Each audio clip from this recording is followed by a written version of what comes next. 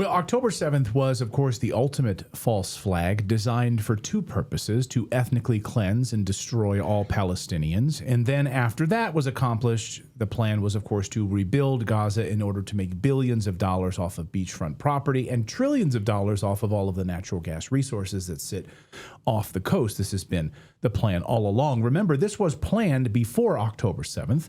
Watch Jared Kushner's face when Steve Witkoff admits this on 60 Minutes, that this was all a plan and it predated October 7th. Watch. We're working with a group of people who have been working on master plans for the last 2 years. So there are plans already. Yeah. We have plans already. We have a master plan already. And by the way, and Jared's been pushing this, and we're working together. I love Jared's face. He's like, you just admitted, you just kind of let the cat out of the bag that we've been working on this for 2 years before October 7th. We needed October 7th, of course, to carry this out. It's a great false flag for us to be able to put my master plan in place. I mean, you can't make this up. We're all, right? The whole world is a stage at this point, right? Kushner was like, damn you, you just admitted it. More on that part of the story in a minute. But first, 3 more journalists killed by Israel last night. And the world is notably silent, of course. But this time it's a little different, because among the 3 journalists killed by Israel was a CBS freelance reporter. Yes, the same CBS News that is now run by Israel First and wild Zionist Bari Weiss. But if you go to CBS's news website that she runs, she's in charge of CBS News. There is, and you can look at it right now, and I did just a few minutes ago, 0 mention of it. There's plenty of stories about, oh, the House voting this, Trump's, whatever, but body of a swimmer found somewhere. You can order a new indoor pizza oven if you want. No mention of one of their own journalists being targeted and killed by Israel, of course. CBS was all over the Evan Gershwitz story when he was imprisoned in Russia for spying on the Russian government on behalf of the Wall Street Journal. That was a scandal, and he came back alive. This is someone who was unalived. This is permanent, who was a CBS affiliate. Crickets. Medics also said 3 people, including a 10-year-old boy, were killed by a tank. Remember, there's a ceasefire going on. So a 10-year-old boy was killed by tank fire as well. 13-year-old boy and a woman were killed by Israeli gunfire separately yesterday. So 3 journalists and civilians killed, including little kids, once again. That puts the number of journalists killed in Gaza by Israel over 300 journalists now. More than any modern war combined.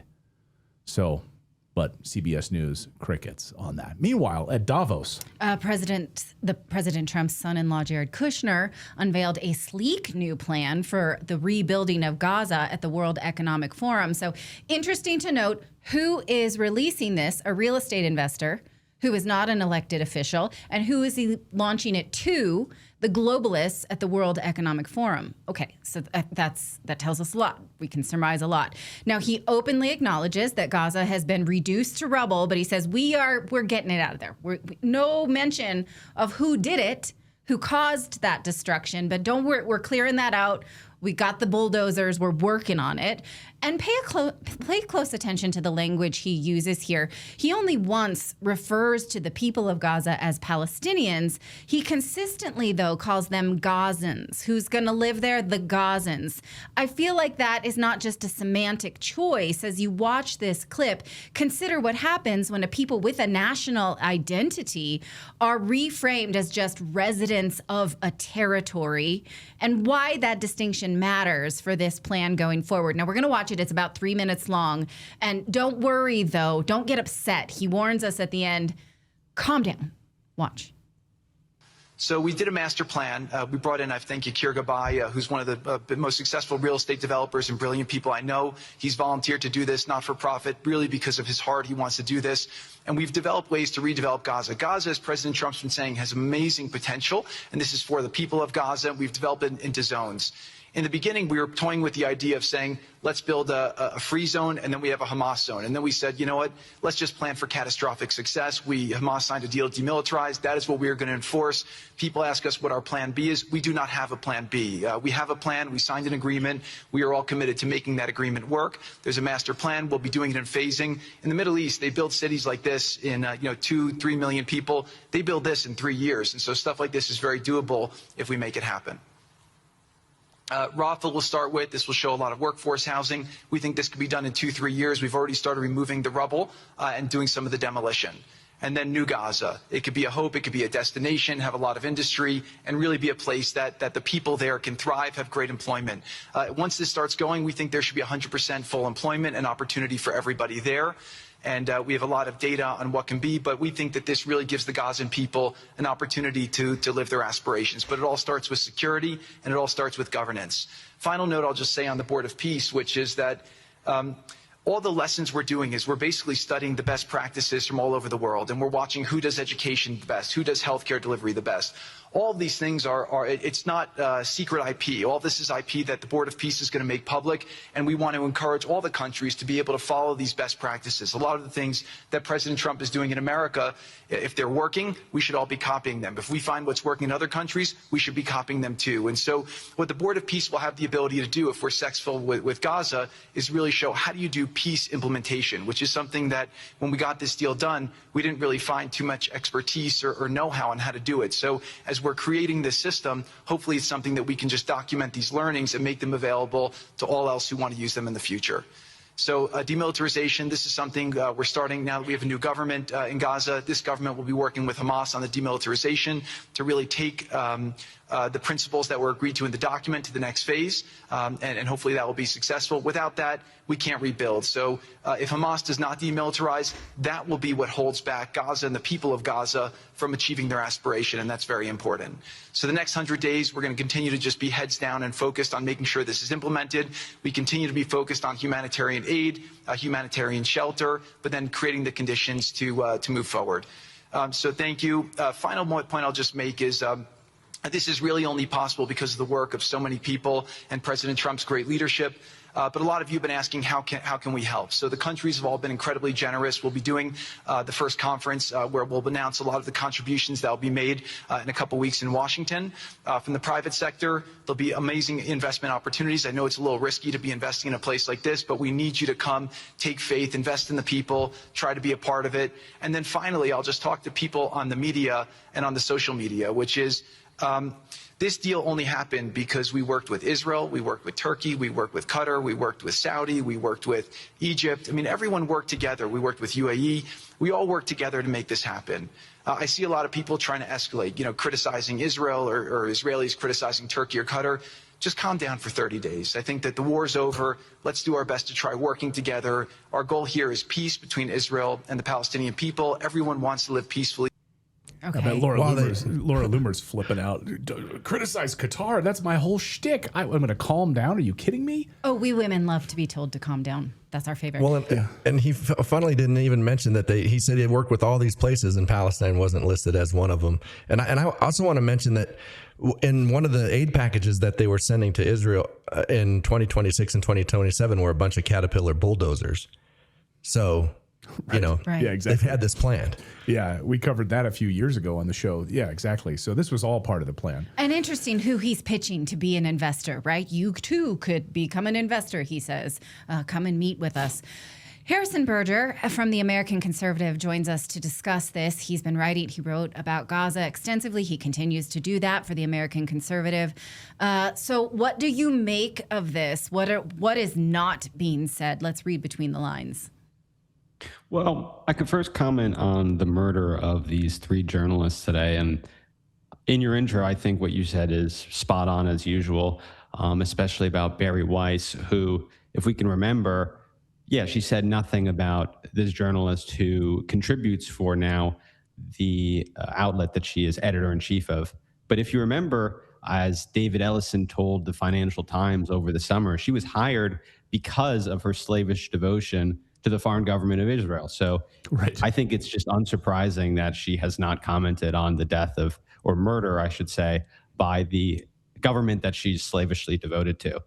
But these journalists, they were traveling in this vehicle to document aid transfers to Gaza, which of course have barely progressed for the sole reason that Israel doesn't allow them to. And the reason why these journalists were murdered, of course, was because Israel does not, one, allow foreign journalists into Gaza. They do not want anyone in the outside world to see what they have done to that territory, the genocide that they've committed. We've relied as a result upon the work of Palestinian journalists like the ones murdered today to tell us exactly what Israel has done to Gaza. But even after this supposed ceasefire, as you said in your intro, Israel's mass murder has not ended. It's slowed down a little bit, but again, they do continue to murder these journalists like the one today. We've seen, as you said, up to 300 killed so far. It's horrifying. It's awful. Yeah. And no mention of this. And so this idea in Gaza is like, hey, it's a wasteland. No mention of how it got that way. Who continues to do it? Who's still there? It's almost, they're pretending they've got a blank slate. Look what we found. A wasteland. Look, we're going to rehab this. Isn't that great? And Kushner tells everyone just to calm down. Don't criticize Israel. Don't criticize Qatar. Just calm down, Harrison. You made the point about Evan Gershkovich in your intro, too, which I think is an important one. If you remember, every journalist on CNN, from Jake Tapper to, I don't even know what the names of the other cable news anchors anymore, to be honest, because I don't watch it. I don't watch cable news, and most Americans don't either. But they were all obsessed with the release of this Wall Street journalist reporter, Evan Gershkovich, as they should be. He's an American citizen. They've all been silent about the murder of these three Palestinian journalists today. They've also been silent about all the Americans who have been murdered by Israel in the course of their genocide, like Shireen Abu Akleh. They've been silent about American citizens like Muhammad Ibrahim from the state of Florida, who were abducted, tortured, and starved for 9 months in a dungeon in that country. And so they are absolutely selective, as you said, about who they advocate for and who they abandon. Now, I want to ask you about this Board of Peace, because President Trump has selected himself as the chairman, and he is irreplaceable unless he voluntarily resigns or is incapacitated. So this is a permanent role, whether or not he is president of the United States. What do you think his intention is there? And can we point out the irony that he's saying we're going to implement the democracy and things that work in the United States, but the people of Gaza don't get a democracy, they get President Trump? You know, frankly, I haven't really been focused too much on what his intention is. I've been focused on what Israel's intention is. And that's been telegraphed since the start of this genocide, which is to ethnically cleanse Gaza and move brand new Jewish communities into that beachfront property. And they've had lists all throughout the genocide of families that are basically, they've purchased lots or they've reserved them for once they've cleaned up Gaza from all the debris. They estimate it'll take 10 years at least, tens and hundreds of billions of dollars to clean up. But then it'll be ethnically Jewish communities from Israel who will likely be moving into there, not Palestinians. The Palestinians. Wait, you can like put a deposit as an Israeli on a future build? Well, you can reserve. I don't know about exact deposit, but there are lists made by settler groups in coordination with different offices of the Israeli government. They have all sorts of festivals where Hasidic rabbis go out and look upon the ruins of Gaza and they celebrate their plans that they have to reoccupy. So this has all been out in the open. And I say that it's more important to focus on what Israel has planned for Gaza rather than what Trump has planned, because so far in this genocide, we've pretty much done everything that Israel wants, put Israel's interests before ours, before the interests of the Palestinians, of course. Is there anything to play off of what you just said? Is there anything of Kushner's plan here, this master plan, that Israel is not on board with? I mean, not really, because they obviously helped him design it, Witkoff and Kushner. They're lifelong Zionists, very close to different Chabad-linked organizations. And so they are very sympathetic to the Israeli settler and expansionist project. I think they obviously rhetorically are tamer than a Smotrich or Ben Gvir, but I think their commitment to expanding Israel is just as well documented. Can I follow up on that real quick?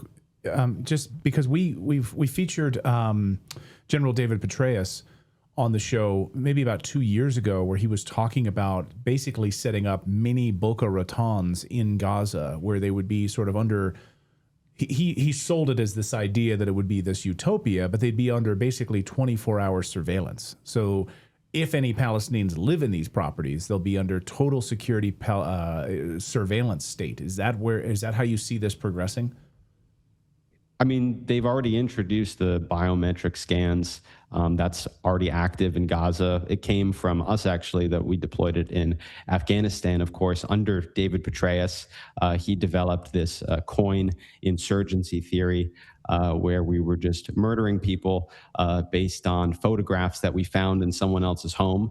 And so Israel has adopted those so-called war on terror strategies, the ones that people like David Petraeus himself developed, and are using it in Gaza. In terms of constructing concentration camps, we've seen the images of them doing that already. They've been doing it since the summer.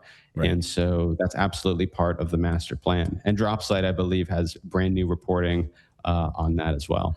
Well, and remember, I don't know if you know Anthony, I think it's Aguilar or something. He said that in the IDF posts and stuff, they had posters of the new Gaza, in there. Right. I want to circle back to President Trump's role in this, because there is a growing political movement inside the United States to decouple our politics from Israel. Now, putting President Trump as a permanent member of the Board of Peace insulates Israel from American politics. So we could, in theory, elect the next president who does not want to support this, but now they've got President Trump as a permanent member. And so it feels like they've future-proofed themselves against Israel resistance, which is growing inside the United States, because President Trump has been so willing to do whatever Israel wants. How do you feel about that assessment? It absolutely does solidify our long-term relationship with Israel, the special relationship that we have that's completely one-sided. We give them everything. They give us nothing. They're a complete liability to us. Every action they take in Gaza, every war that they start, puts American servicemen at risk of terrorism overseas. It puts us at risk of terrorism in the United States. Like me, if you're Jewish and you go to synagogue, thanks to Israel's actions done in the name of Judaism, people are scared now. So I think that, this is absolutely part of establishing that permanent relationship that is at risk. The polling shows that younger generations especially are sick of basically this leech of a foreign government that is just draining taxpayer resources while people are dying of fentanyl deaths at home, while people can't afford houses who are my age. In addition to other actions that Israel's taking, such as this proposed 20-year memorandum of understanding with the United States to finance that foreign government's defense industry, to give those people in Israel health care while ours don't have any. They want to make it 20 years for $3 to $4 billion a year, rather than just the 10-year that we have now. That's coming in 2028, it was announced. Harrison Berger. Read his great work at the American Conservative and Dropsite News as well. Thank you for your honest assessment and great journalism as always. Thanks, Harrison. Thanks for having me.